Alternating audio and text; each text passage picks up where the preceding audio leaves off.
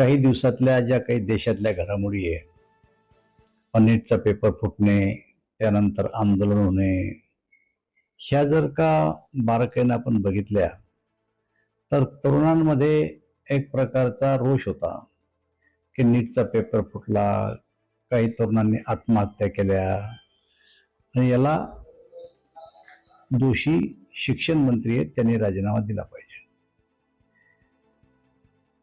तरुणांशी नड्डाजींनी चर्चा केली, 2 वेळेस 3 वेळेस चर्चा झाली आणि चर्चेतून आमच्या सरकारच्या असं लक्षात आलं की तरुणांनी ज्या काही 4 गोष्टी आपल्याकडे मागितलेल्या आहेत त्यांच्या भावनेचा आपण आदर केला पाहिजे आणि त्यांच्या भावनेचा आदर करून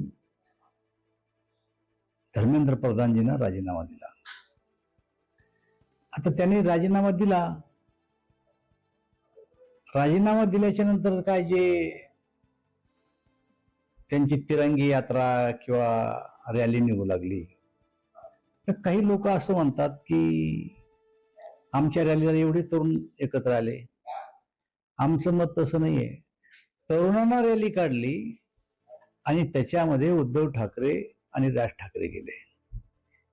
यांची रॅली नव्हती, रॅली होती तरुणांची. आपल्या पक्षाचं अस्तित्व संपलेलं असल्यावर कुठेतरी जाऊन आपल्या मागे पब्लिक दिसावं यासाठी ते त्याच्यामध्ये जाऊन शिरले.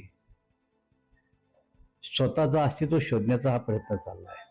मला असं वाटतं की त्यांनी त्यांच्या स्वतःच्या भावावर एखादी रॅली काढावी अशी.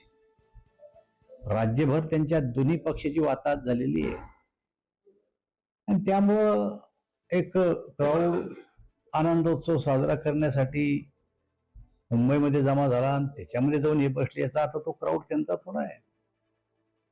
त्यामुळे आमच्या सरकारनं या तरुणाईच्या भावनेचा आदर केलेला आहे.